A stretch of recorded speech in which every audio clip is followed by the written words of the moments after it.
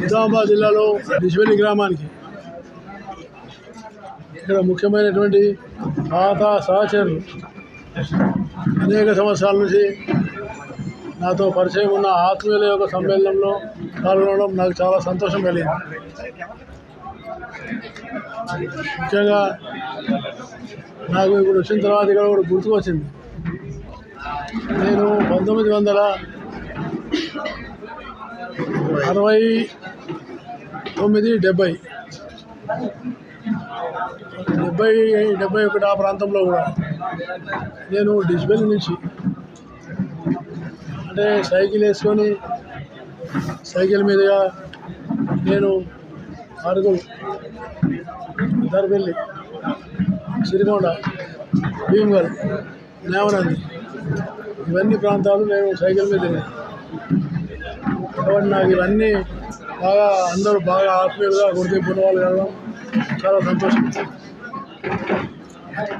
అయితే నాకున్న ఈ ఆత్మీయ సంబంధంతో చాలా నిజామాబాద్ నుంచి దూర ప్రాంతాల నుంచి వచ్చిన వాళ్ళందరికీ నేను హృదయపూర్వకమైనటువంటి ధన్యవాదాలు తెలియజేస్తున్నాను.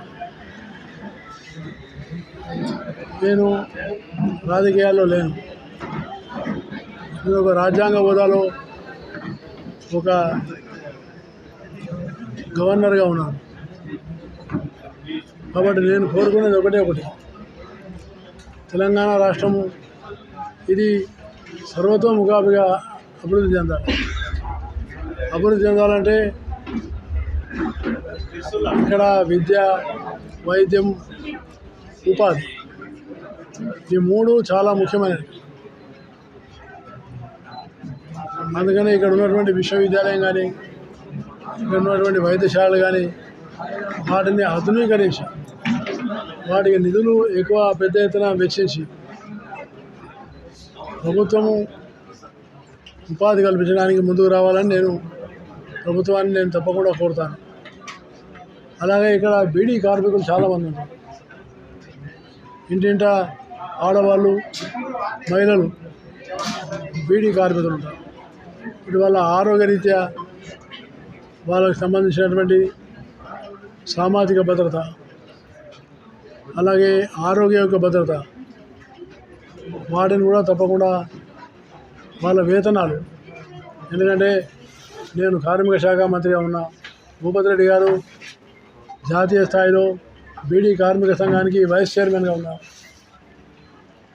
మేము చాలా వాళ్ళకి ఈఎస్ఐ, ఈపీఎఫ్ ఇట్లాంటివన్నీ కూడా వాళ్ళకు ఏర్పాటు చేసి ఆడవాళ్ళకు చాలా భద్రత కల్పించాలని మేము ప్రయత్నం చేసినాం. అందుకనే నేను అలాగే రైతాంగం ముఖ్యంగా దీనికి చాలా ప్రాణాధారమైనటువంటిది గోదావరి. ఆ గోదావరికి సంబంధించినటువంటి నీళ్ళు లేక నిజాం సాగర్ వీటిని రైతాంగానికి నీరు పొలానికి అందించే విధంగా ప్రభుత్వం ప్రాథమికత తీసుకోవాలని కూడా నేను కోరుతా ఉన్నా. చివరిగా నేను కోరేది ఒకటి, మనము ప్రజా జీవితంలో ఉన్నప్పుడు ప్రజాప్రతినిధులు నీతి నిజాయితీ నిస్వార్థంగా ప్రజలకు అంకిత భావంతో పనిచేసేటటువంటి వాళ్ళు ఎక్కువ మంది కావాలని నేను కోరుతున్నాను. ఎక్కేవారు కుటుంబం ఏదైతే ఇక్కడ నివసించిన స్థలము కందకుర్తికి మార్గ మధ్యంలో డిచ్పెల్లిలో ఈరోజు పార్లమెంట్ కన్వీనర్ గద్దె భూమన గారి ఇంటికి రావడం జరిగింది. ఇక్కడ వారి అభిమానులు, గ్రామ పెద్దలు, భారతీయ జనతా పార్టీ నాయకులు, కార్యకర్తలు, మండలాధ్యక్షులు అందరూ కూడా వారికి వచ్చి కలవడము చాలా సంతోషదాయక విషయము.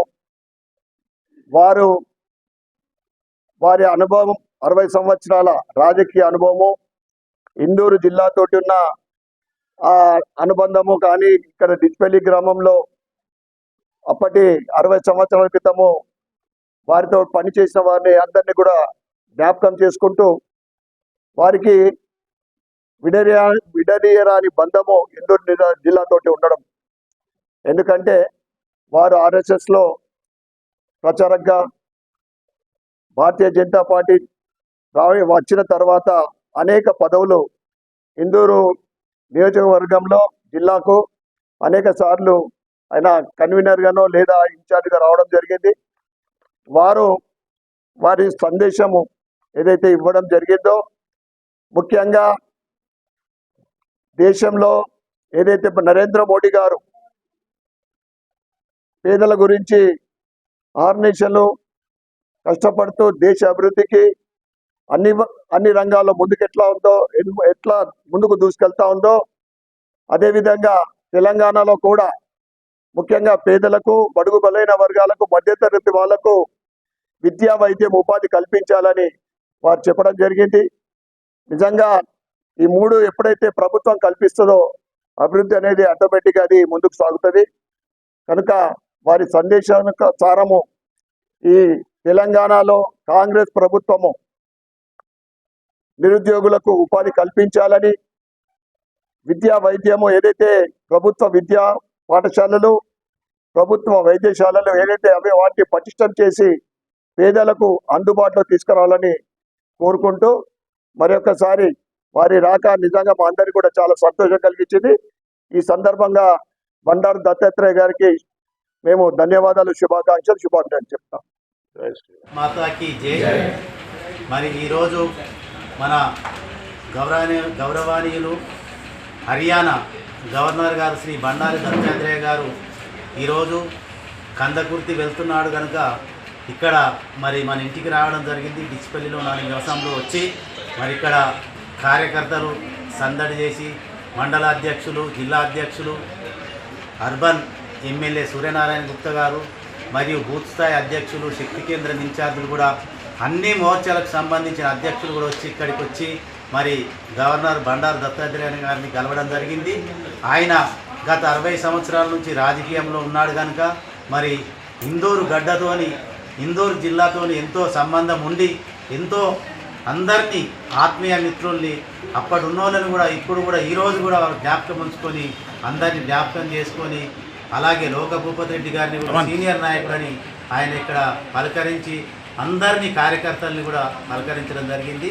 మరి వారికి మా నిజామాబాద్ తరఫున, మా రూరల్ తరఫున ప్రతి ఒక్కరం ఆయనకు పేరు పేరున ధన్యవాదాలు తెలియజేస్తూ అలాగే శుభాకాంక్షలు కూడా తెలియజేస్తున్నాం. భారత్ మాతాకి జై. గతంలో ముందు కూడా ఆయన యూనియన్ సహాయ మినిస్టర్ ఉన్నప్పుడు కూడా ఇక్కడికి రావడం జరిగింది. అంతకుముందు కూడా నిజామాబాద్ జిల్లా ఇన్ఛార్జ్ ఉన్నప్పుడు కూడా మన ఇంటికి రావడం జరిగింది. ఇది 3వసారి. చాలా ఆనందదాయక విషయం. మరి మా కార్యకర్తల్లో ఒక గవర్నరు మన డిచ్పల్లి మన ఇంటికి వచ్చిందంటే మా అందరికి కూడా